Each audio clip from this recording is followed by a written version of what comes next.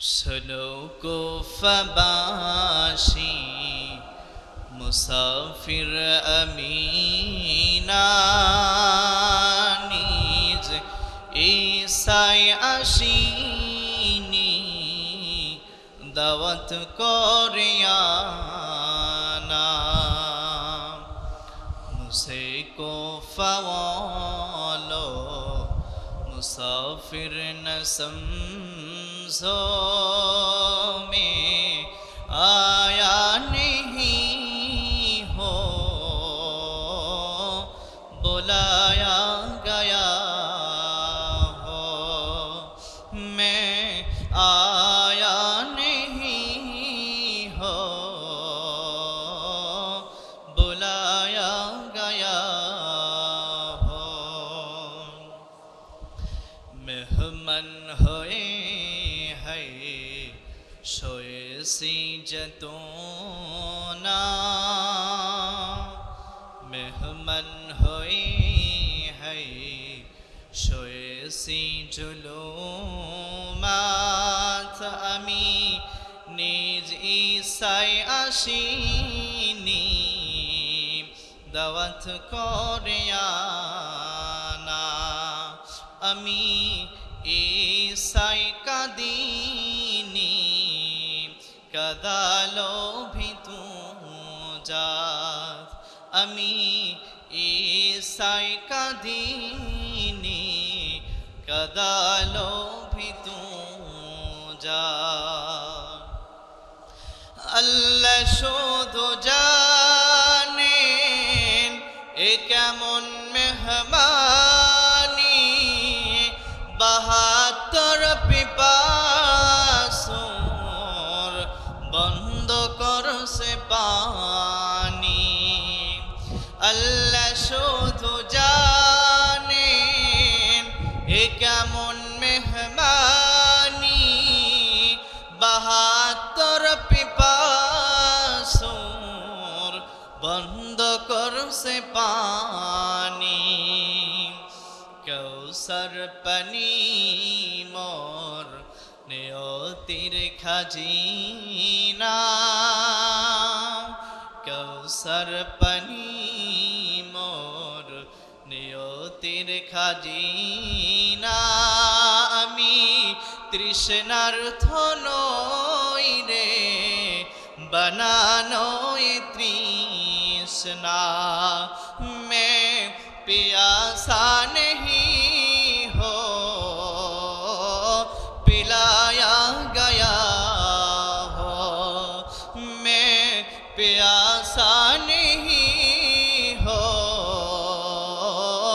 पिलाया गया हो सुनो कुफाबासी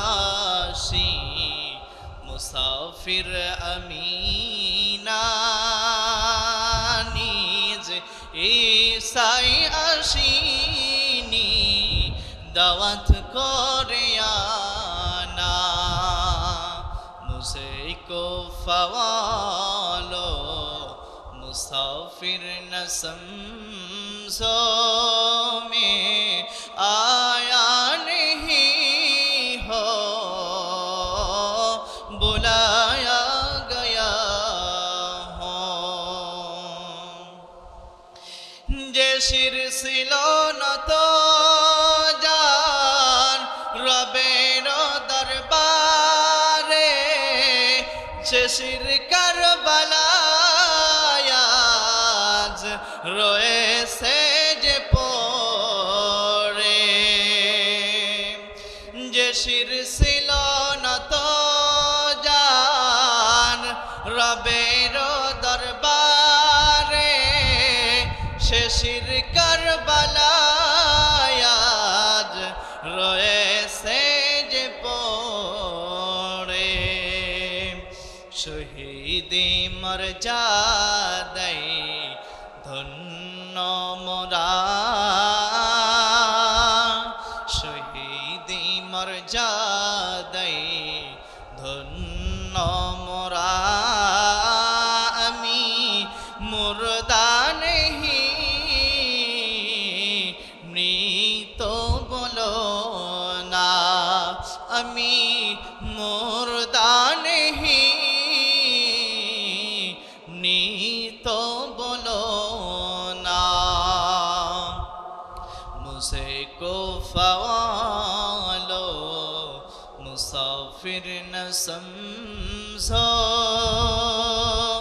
मुझे को फवालो मुसाफिर न समझो, मैं आया नहीं हो बुलाया गया हो।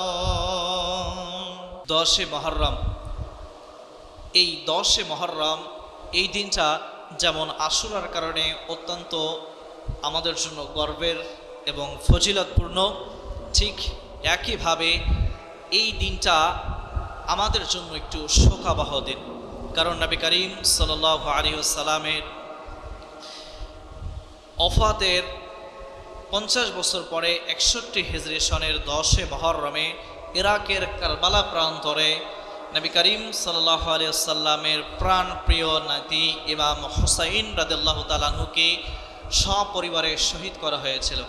এজন্য এই দিনটা আমাদের জন্য একদিক থেকে যেমন শোকাবহ, আবার অন্য দিক থেকে আশুরার কারণে এই দিনটা আমাদের জন্য অত্যন্ত গর্বের এবং আনন্দের। তো বিগত সপ্তাহে আমি আপনাদের মাঝে আলোচনা করেছিলাম আশুরার ইতিহাস এবং এই মুহররম মাস এর গুরুত্ব, ফজিলত, করণীয় এবং বর্জনীয় নিয়ে। এই আশুরা আজকের যে 10 মুহররম, এটা কি জন্য গুরুত্বপূর্ণ এবং আমাদের জন্য কেন আনন্দের, এই বিষয়টা নিয়ে বিগত জুমায় আলোচনা করেছিলাম, ইনশাআল্লাহ আলোচনা করেছিলাম। আর আজকের জুমায় আমরা আলোচনা করব এই 10 মুহররমে যে ইমাম হুসাইন রাদিয়াল্লাহু তাআলা আনহুকে কারবালার ময়দানে শহীদ করা হয়েছিল, এই কারবালার অজানা ইতিহাস এবং এর ভিতর থেকে আমাদের জন্য মানব জীবনে কি শিক্ষা রয়েছে, এই বিষয় নিয়ে একেবারে সুন্দর যে বর্ণনাগুলো পাওয়া যায় কোরআন সুন্নায়, তো যেহেতু এটা নাই, এটা তো ইতিহাস, তো সবচাইতে সুন্দর যে গ্রন্থগুলো রয়েছে সেই গ্রন্থ থেকে আপনাদের সামনে উপস্থাপন করবো ইনশাআল্লাহ। আল্লাহ পাক রব্বুল আলামিন যে কথাগুলো আমি আলোচনা করব আপনারা শুনবেন, আমাকে সহ আপনাদের প্রত্যেককে এই কথাগুলো আলোচনা করার তৌফিক দান করুক। সকলে জবান ছেড়ে পড়েন আমিন। শুরুতেই এই কারবালার প্রেক্ষাপটটা কিভাবে তৈরি হলো, এই কারবালা যে ঘটেছিল, কারবালার যে মর্মান্তিক ঘটনা, এটা কোন সিচুয়েশনে এবং কোন প্রেক্ষাপটের কারণে এই কারবালা নামক এত মর্মান্তিক ঘটনা ঘটেছিল, আসুন আমরা পিছন থেকে, পিছনের ব্যাকগ্রাউন্ড থেকে জানার চেষ্টা করি ইনশাআল্লাহ। নবী করিম সাল্লাল্লাহু আলাইহি ওয়াসাল্লাম যখন জন্মগ্রহণ করলেন, সেই সময় রাষ্ট্রীয় কোনো ব্যবস্থা ছিল না, সেই সময় গোত্রতান্ত্রিক ব্যবস্থা ছিল। অর্থাৎ কাবিলা একজন গোত্রের ভিতরে একজন নেতা থাকতো, সেই নেতা ওই গোত্রের ভিতরে যেই সমস্ত মানুষ থাকতো তাদের তিনি পরিচালনা করতেন। অর্থাৎ তার ব্যক্তিগত যে মত রয়েছে সেই মতগুলো ওই সমস্ত মানুষের উপরে চাপিয়ে দিত। গণতন্ত্র ছিল না। আমরা যেমন একটা রাষ্ট্রের আন্ডারে রয়েছি, রাষ্ট্রের নিয়ম কানুন আমাদের মানা লাগে, কিন্তু সেই সময় রাষ্ট্রীয় কোনো নিয়ম কানুন ছিল না, গোত্রতান্ত্রিক ব্যবস্থা ছিল। সর্বপ্রথম এই রাষ্ট্রীয় ব্যবস্থা পরিচালনা করলেন আপনার আমার নবী জনাবে মুহাম্মদুর রাসূলুল্লাহ। আমরা প্রত্যেকে মহাব্বতে পড়ি সাল্লাল্লাহু আলাইহি ওয়াসাল্লাম।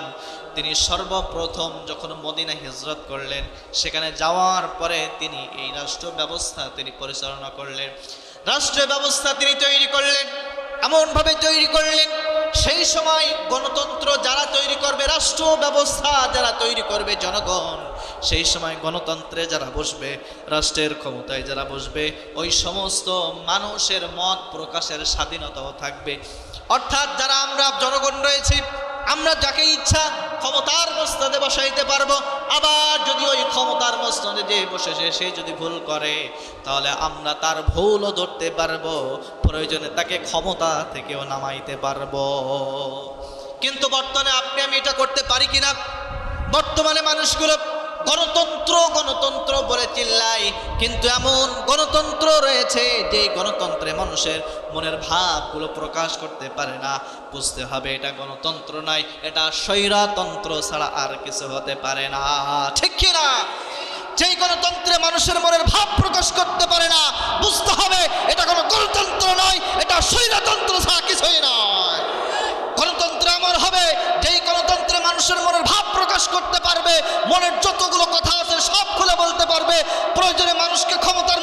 বসাবে, আবার যদি দরকার হয় ক্ষমতার মস্তক থেকে ঘাট ধরে নামাবে।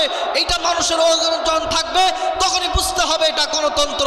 এখন যেটা রয়েছে, আপনি একটা মেম্বারেরও কথা বলতে পারবেন না, কমিশনার যে আছে তার বিরুদ্ধে আচরণ করতে পারবেন না। বুঝতে হবে এটা গণতন্ত্র নয়, এটা স্বৈরতন্ত্র ছাড়া কিছুই নয়। যেই সময় আপনি আপনার মনের ভাব প্রকাশ করতে পারবেন, বুঝতে হবে এটাই হলো মূলত গণতন্ত্র। নবী করিম সাল্লাল্লাহু আলাইহি ওয়াসাল্লাম তখন এমন গণতন্ত্র তৈরি করলেন, যেই গণতন্ত্রে তাদের নিজেদের ভাব প্রকাশ করতে পারবে। যদি মনে হয় যে একেই এই গণতন্ত্রের দরকার, খেলাফতের মসনদে বসানো দরকার, খলিফা বানানো দরকার, তাকেই রাষ্ট্রের ক্ষমতায় বসাবে। আবার যদি মনে হয় যে কোনো কারণে তার ভুল হচ্ছে, আবার ওই মানুষগুলো তাকে সমালোচনা করতে পারবে, তার ভুলগুলো ধরাই দিতে পারবে। আপনি পারবেন? আপনার কমিশনার যদি ভুল হয়, আপনার মেয়রের ভুল হয়, এমপির ভুল হয়, আপনি ধরতে পারবেন? আপনি যদি পিছনে সমালোচনা করেন, আপনি দেখবেন কট হয়ে যাবে, ঠিক কিনা? তো সেই সময় এই ব্যবস্থা ছিল। নবী করিম সাল্লাল্লাহু আলাইহি ওয়াসাল্লাম প্রথমে এই ব্যবস্থা করে গেলেন। তিনি তার জীবন দশায় মানুষ যখন তিনি মৃত্যুবরণ করবেন, অফাত হয়ে যাবেন, তিনি বোঝার পরেও মানুষকে আরেকজন ক্ষমতার মস্তদে কাউকে বসিয়ে গেলেন না। তিনি চিন্তা করলেন, যেহেতু আমি এমন একটা ব্যবস্থা চালু করেছি, আমার পরেও যেন এই সমস্ত মানুষগুলা তারা তাদের নিজেদের মত প্রকাশ করে রাষ্ট্রের ক্ষমতায় মানুষকে বসাতে পারে। যখন নবী করিম সাল্লাল্লাহু আলাইহি ওয়াসাল্লাম জীবিত ছিল, যদি তাকে কাউকে যদি ক্ষমতার মস্তদে বসাইতো, কারোর কোনো দ্বিমত থাকতো নাকি? কিন্তু তিনি এটা করলেন না।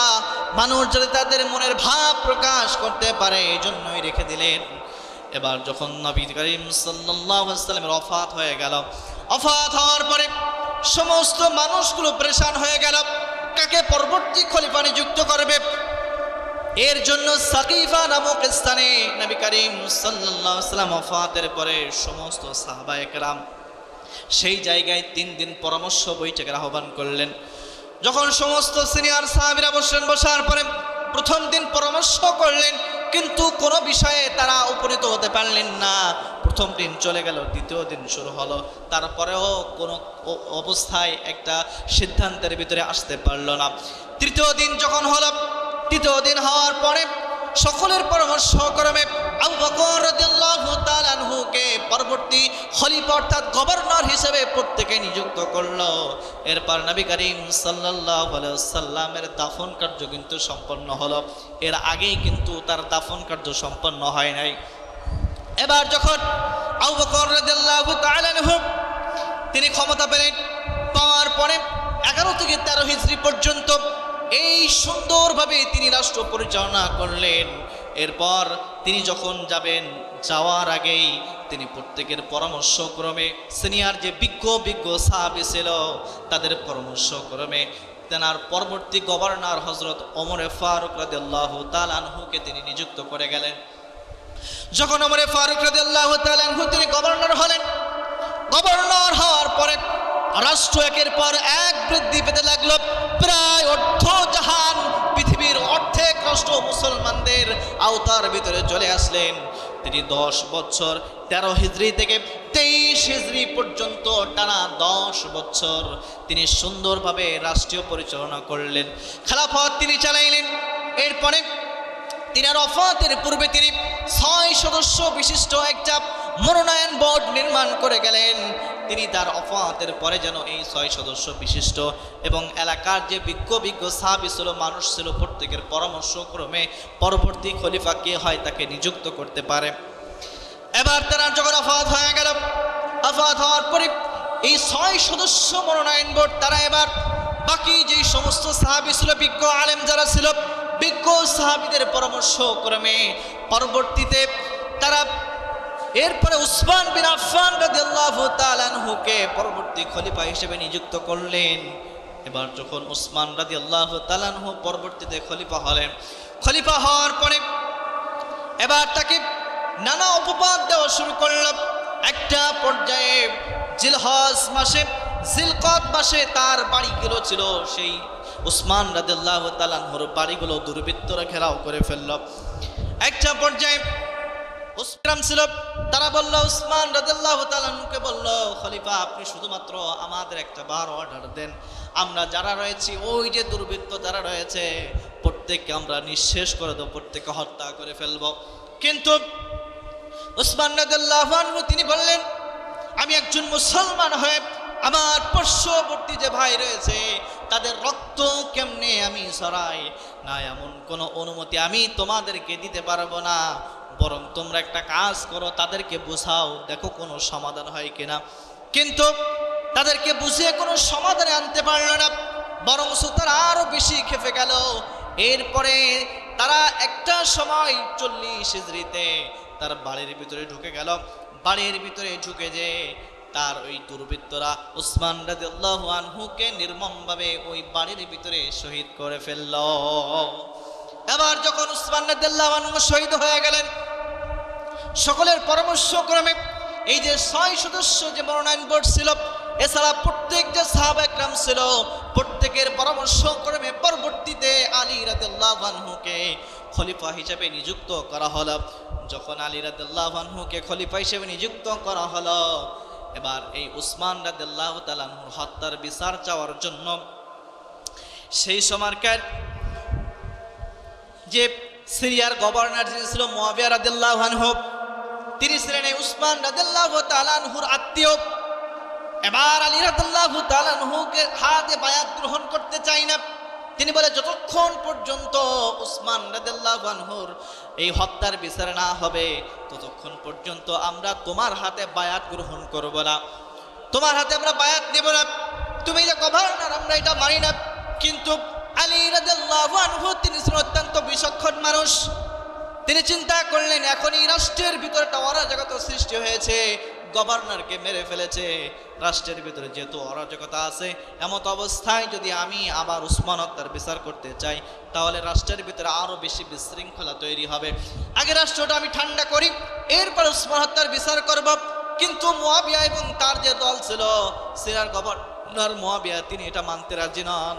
এটা যখন মানতে রাজি নন, একটা পর্যায়ে দুই দলের ভিতরে মুয়াবিয়া এবং আলী রাদিয়াল্লাহু আনহুর ভিতরে একটা যুদ্ধ পর্যন্ত গড়িয়ে গেল, যেই যুদ্ধকে ইসলামের ইতিহাসে বলা হয় সিফফিনের যুদ্ধ।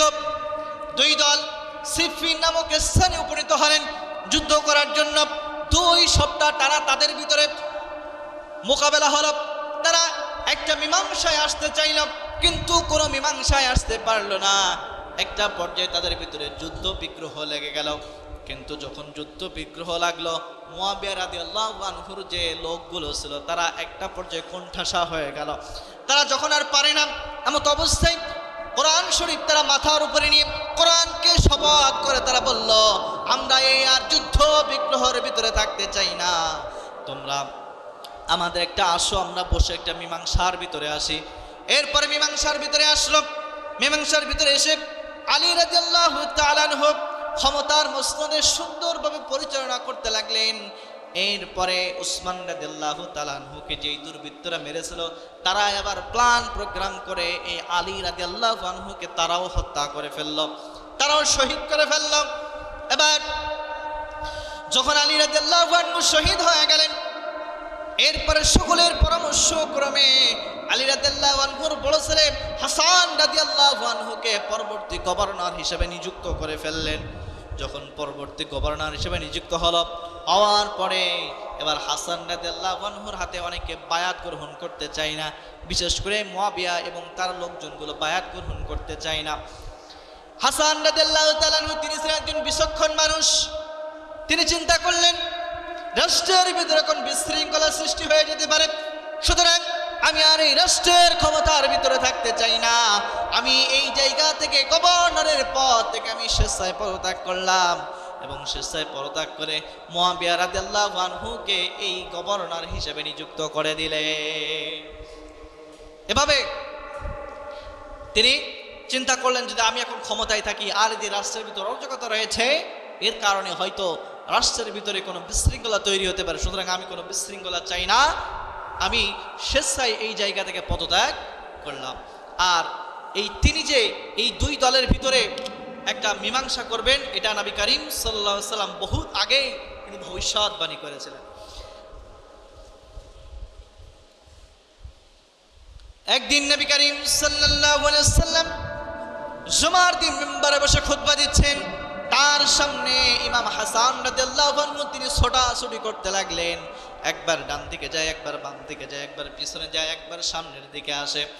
তখন সমস্ত সাহাবায়ে কেরামদেরকে উদ্দেশ্য করে বললেন, শোনো আমার সাহাবীরা, এই যাকে আমার সামনে দেখছো আমার প্রিয় নাতি হাসান, এই হাসান একদিন এই রাষ্ট্রের ভিতরে বড় এক দুইটা গোত্রের ভিতরে ঝামেলা তিনি মুক্ত করবে।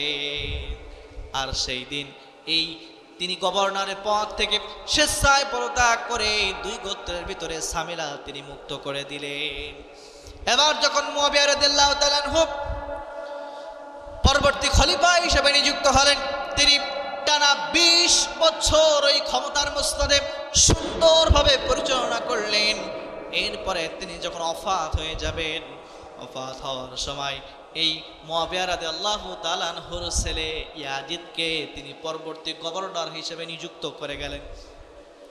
যখন ইয়াজিদকে পরবর্তী গভর্নর হিসেবে নিযুক্ত করলেন, নিযুক্ত করার পরে এই ইয়াজিদের হাতে সবাই বায়াত গ্রহণ করতে চায় না, ইয়াজিদকে তারা গভর্নর হিসেবে মানতে চায় না, পরবর্তীতে যে খলিফা হবে এটা তিনি মানতে চান না।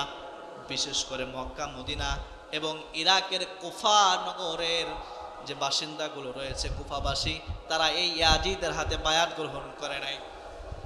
সেই সময় মদিনার কিছু সাহাবী ইয়াজিদের হাতে বায়াত গ্রহণ করলেও অধিকাংশ সাহাবী যারা ছিল সেই সময়কার বিজ্ঞ আলেম যারা ছিল, ইবনে আব্বাস রাদিয়াল্লাহু তাআলা আনহু থেকে আব্দুল্লাহ ইবনে ওমর, এছাড়া আরও প্রসিদ্ধ যে সমস্ত সাহাবীরা ছিল, কেউ ইয়াজিদের হাতে বায়াত গ্রহণ করেন নাই। এবার এটা যখন শুনলেন, শোনার পরে যখন প্রত্যেকে জানতে পারলো যে ইমাম হোসেন রাদিয়াল্লাহু তাআলা আনহু এখনো পর্যন্ত ইয়াজিদের হাতে বায়াত গ্রহণ করে নাই, মক্কা এবং মদিনার যে সমস্ত সাহাবী আছে অধিকাংশ সাহাবীরাই ইয়াজিদের হাতে বায়াত গ্রহণ করে নাই, এই খবর যখন কুফাবাসী পেল, কুফাবাসী পাওয়ার পরে এবার ইমাম হুসাইন রাদিয়াল্লাহু আনহুর কাছে এবার একের পর এক চিঠি পাঠাইতে লাগলেন।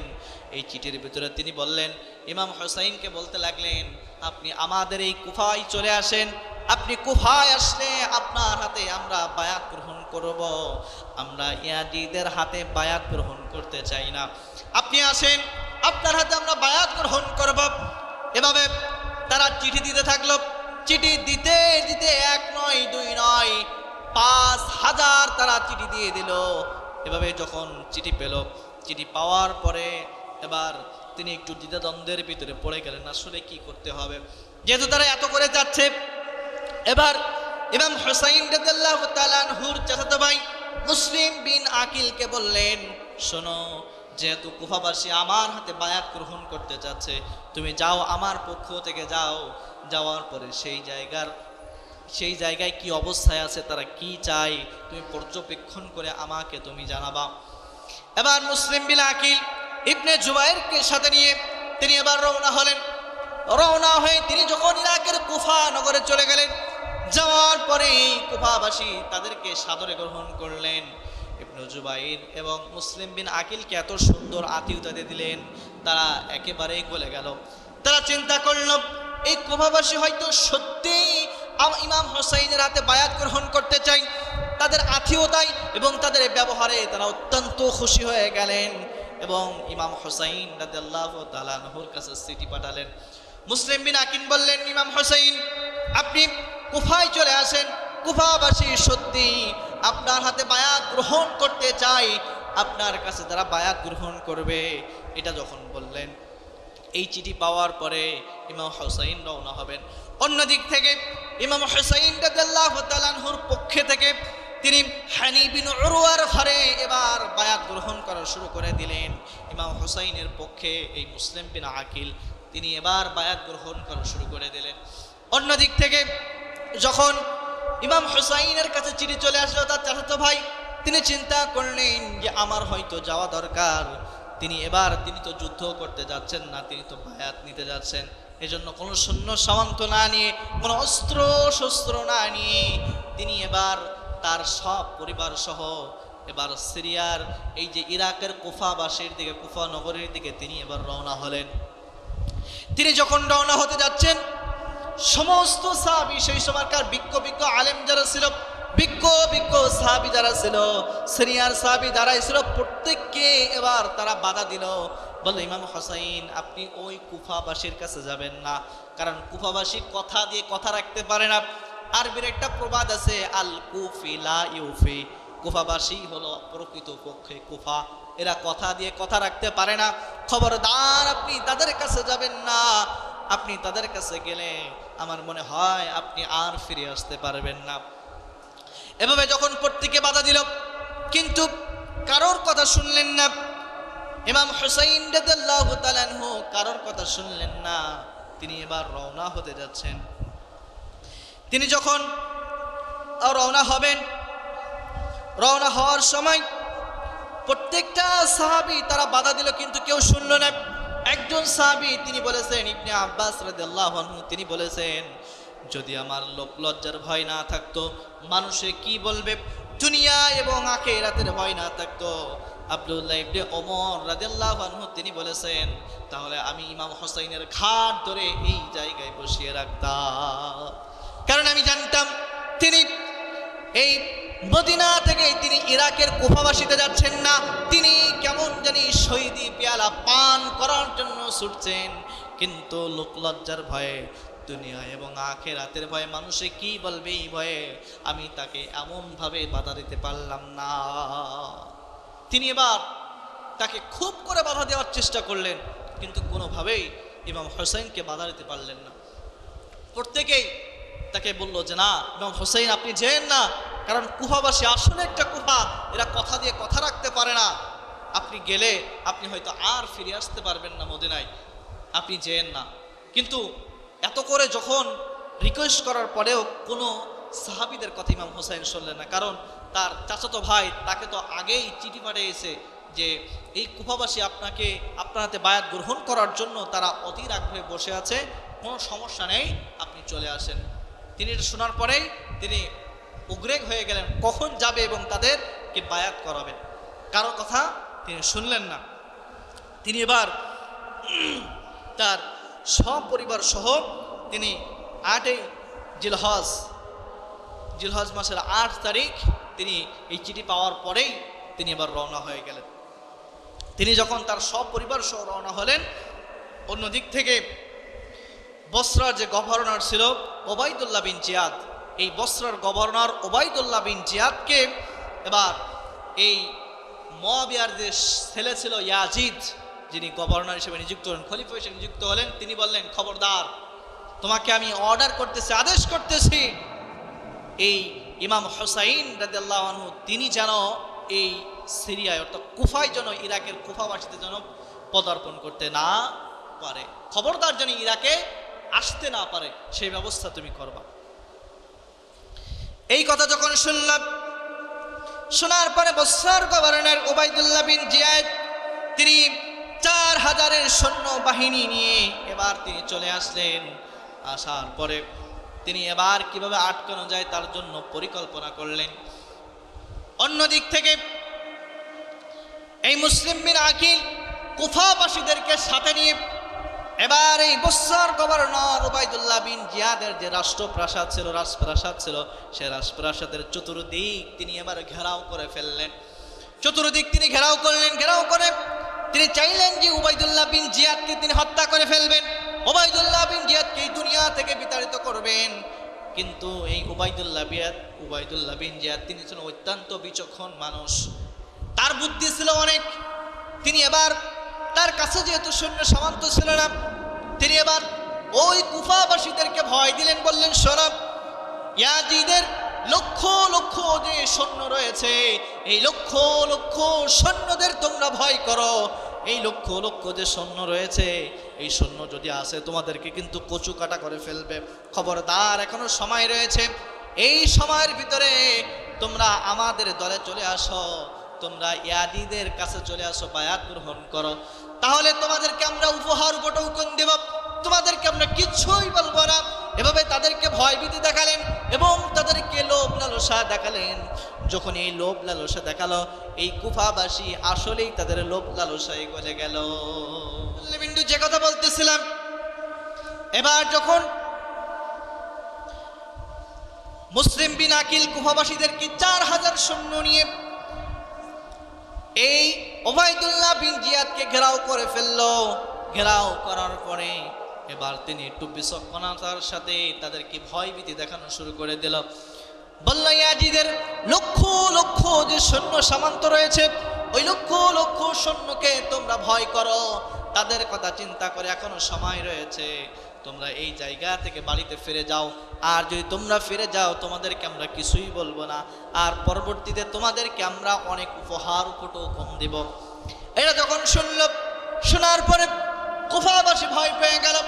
ভয় পাওয়ার পরে এবার আস্তে আস্তে করে তারা ওই জায়গা থেকে পলায়ন শুরু করে দিল। যখন সকালবেলায় তারা এই ওবাইদুল্লাহ বিন জিয়াদের রাজপ্রাসাদ ঘেরা করেছিল, তখন তাদের সৈন্য ছিল 4000।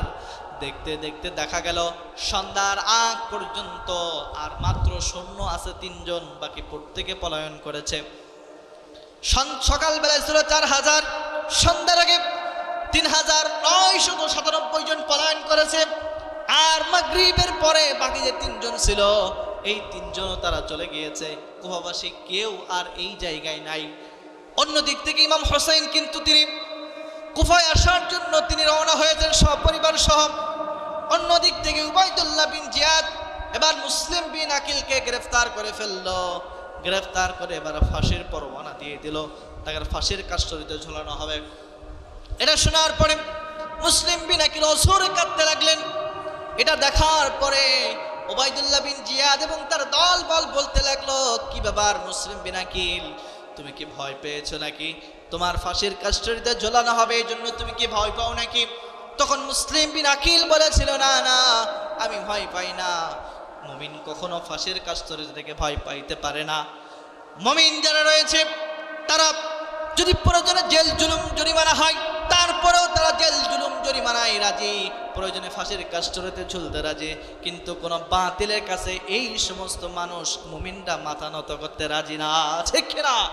মুমিন যারা রয়েছে যদি তাদেরকে জেল জুলুম জরিমানার ভয় দেখানো হয়, প্রয়োজন যদি ফাঁসির কাষ্ঠরিতে ঝুলতে হয়, মুমিন যারা তারা প্রয়োজনে ফাঁসির কাষ্ঠরিতে ঝুলতে রাজি। কিন্তু কোন রাম বাপ আর বাতিলের কাছে মাথা নত করতে রাজি না, ঠিক কিনা?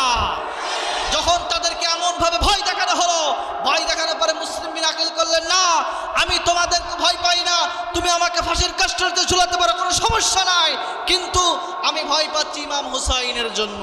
কারণ ইমাম হুসাইন তো এই কুফাবাসীর আসল চিত্র তারা দেখে নাই। আমার চিঠি পেয়ে ইতিমধ্যে হয়তো সে রওনা হয়েছে, কিন্তু তারা তো আসল চিত্র জানে না যে কুফাবাসী তাদের সাথে গাদ্দারি করেছে। আমার কান্না পাচ্ছে এই ইমাম হুসাইনের জন্য। তিনি যখন এমন ভাবে বললেন, বলার পরে তিনি বললেন, শোনো, আমার একটা শেষ ইচ্ছা তুমি রাখো, আমি একটা চিঠি লিখতে চাই ইমাম হোসাইনের জন্য। এই আবদারটা তুমি শেষ আমার জন্য রাখো, একটু এই আবদারটা রাখো। এবার এই তার আবদার রাখা হলো। মুসলিম বিন আকিল এবার চিঠি লিখলেন, বললেন, ইমাম হোসাইন, আসলে এই কুফাবাসী আমাদের সাথে গাদ্দারি করেছে, তারা আমাদের কথা দিয়ে কথা রাখে নাই। আপনি যেই জায়গায় রয়েছেন এই জায়গা থেকে আপনি আবার মদিনায় ফিরে যান। খবরদার আপনি এই কুফাবাসীর কাছে আসবেন না, আপনি এটাকে আসবেন না। এটা শোনার পরে যখনই এই চিঠিটা পেলেন, পাওয়ার পরে ইমাম হোসেন আবার ওই জায়গা থেকে তিনি আবার ফিরতে রওনা দিলেন। কিন্তু অন্যদিক থেকে ইয়াজিদের যখনই সংবাদ পেল, ইয়াজিদের সংবাদ পাওয়ার পরে এই উবাইদুল্লাহ বিন জিয়াদকে অর্ডার করলেন, খবরদার যেন এই ইমাম হোসাইন মদিনায় ফিরে যেতে না পারে, যেভাবেই হোক এই ইমাম হোসাইনকে তোমরা আটক করো। খবরদার খবরদার যেন ইমাম হোসাইন আবার মদিনায় ফিরে যেতে না পারে, যেভাবেই হোক তুমি এই ইয়াজিদকে আটক করো। এবার উবাইদুল্লাহ বিন জিয়াদ লক্ষ লক্ষ সৈন্য নিয়ে এবার ইমাম হোসাইনকে আটক করে ফেলল। ইরাকের কারবালা নামক স্থানে তাকে আটক করে ফেলল। যখন আটক করলো, আটক করার পরে এবার তাদের কাছে ইমাম হোসাইন 3টা প্রস্তাব রাখলেন। কয়টা প্রস্তাব? 3টা প্রস্তাব রাখলেন।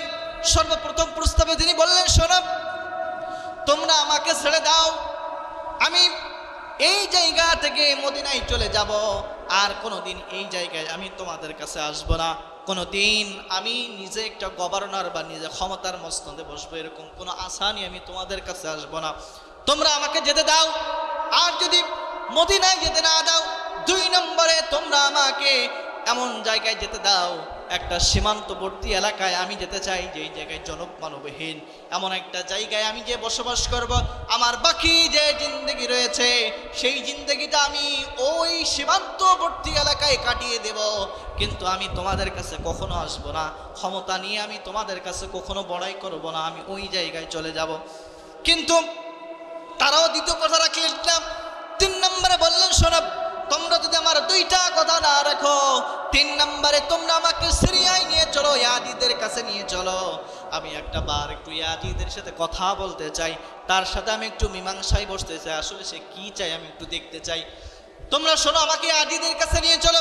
কিন্তু এই ওবাইদুল্লাহ বিন জিয়াদ এবং তার সাথে যারা ছিল আমল বিন আদ বিন আবি আক্কাস যারা ছিল, তারা প্রত্যেকে বললেন না, এই ইয়াজিদের কাছে নিয়ে যাওয়া যাবে না, তাহলে আমাদের যে একটা ক্ষমতা রয়েছে এটা তো আমরা জাহির করতে পারবো না, আমরা নিজেরাই এর বিচার করব, ইয়াজিদের কাছে আমরা একে নিয়ে যেতে দেব না।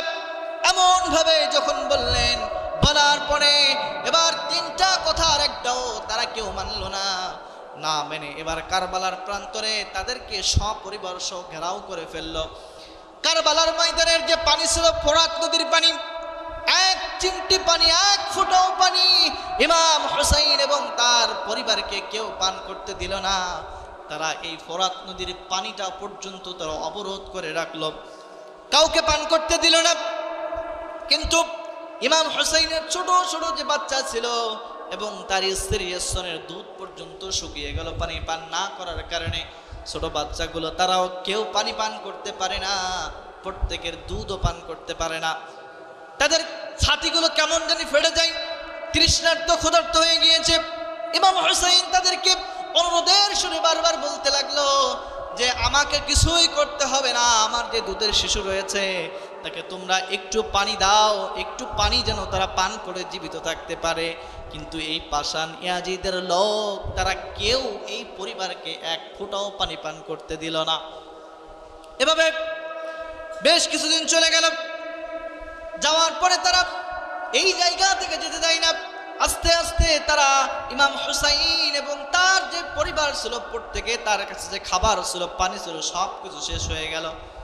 একটা দিন ইমাম হুসাইন রাদিয়াল্লাহু আনহু তিনি এই ফোরাত নদী ফাঁকা ফেলেন, পাওয়ার পর একটু পানিটা মুখে নেবেন, অনেক হেসরাইতে হেসরাইতে পানির কাছে চলে গেলেন।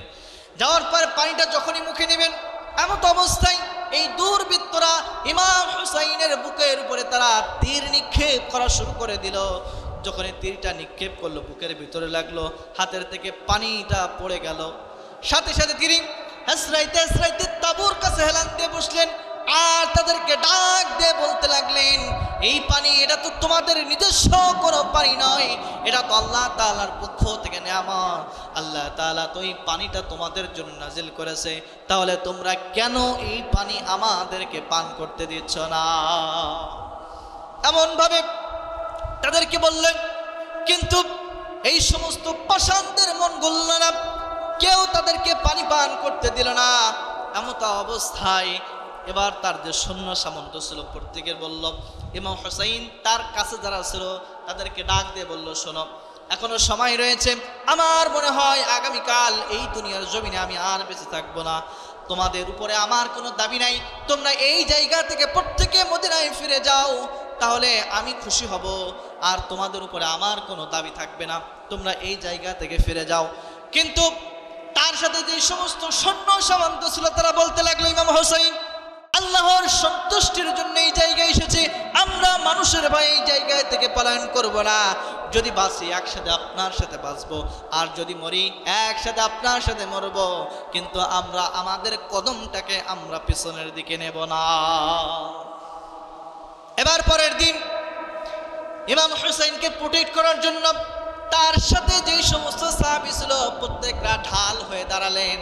কিন্তু তারা তো আর যুদ্ধ করার জন্য আসে নাই, অস্ত্র বা রসদ নিয়ে তো আসেন নাই, যা ছিল সেটাই নিয়ে যুদ্ধ করার জন্য লাগলেন। কিন্তু তাদের সৈন্য সামন্ত তো অল্প, ওইদিকে তাদের লক্ষ লক্ষ সৈন্য, তাদের সামনে খুব বেশিক্ষণ টিকে থাকতে পারলেন না।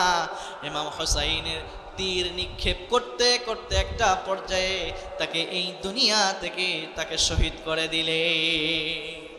এই 10ই মুহররমে আজকের দিনে ইমাম হুসাইন রাদিয়াল্লাহু তাআলা আনহুকে এই ইয়াজিদের বাহিনী তারা এই দুনিয়া থেকে বিদায় করে দিয়েছিলেন। আর যখন থেকে দুনিয়া থেকে বিদায় করলেন, বিদায় করেই শুধু ক্ষান্ত হন নাই, ইমাম হুসাইনের গলাটাকে কাটলেন, তার মাথাটাকে আলাদা করে ফেললেন। তার মাথাটাকে আলাদা করে এই উবাইদুল্লাহ বিন জিয়াদ এবং তার সৈন্য সামন্ত যারা আছে তারা এবার তার নাকের ভিতরে, তার গালের ভিতরে, তার ঠোঁটের ভিতরে সব জায়গায় কাঠি দিয়ে খোঁচাখুচি শুরু করতে লাগলো। এই দৃশ্য দেখার পরে আনাস রাদিয়াল্লাহু তাআলা আনহু তিনি আর চুপ থাকতে পারলেন না।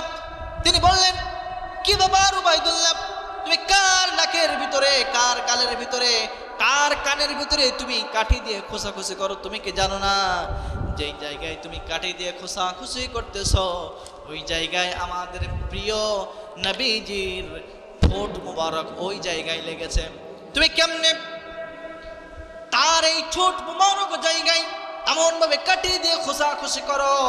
এখনো সময় রয়েছে, তোমরা ফিরে আসো, এই কাজটা তোমরা কেউ করো না। এটা দেখার পরে তিনি ওই জায়গা থেকে ফিরে আসলেন। আনাস রাদিয়াল্লাহু আনহু পরবর্তীতে তিনি মুসলমান হয়েছিলেন এবং এমনভাবে এই ইমাম হুসাইন রাদিয়াল্লাহু তাআলা আনহু এবং তার সপরিবারে এই কারবালার প্রান্তরে 10ই মুহররমে নির্মমভাবে শহীদ করে দিয়েছিল। আর যেই সমস্ত মানুষগুলা ইমাম হুসাইন রাদিয়াল্লাহু তাআলা আনহুকে শহীদ করেছিল এই 10ই মুহররমে, তারা খুব বেশি দিন দুনিয়ায় বাঁচতে পারে নাই। মুখতার সাকাফির বাহিনীর হাতে তারা অল্প কিছুদিনের ভিতরে তারা প্রত্যেকে নির্মমভাবে এই দুনিয়া থেকে তারা বিদায় নিয়েছিল, কাফের মুশরিকদের মতো একেবারে বিদায় নিয়েছিল তারা।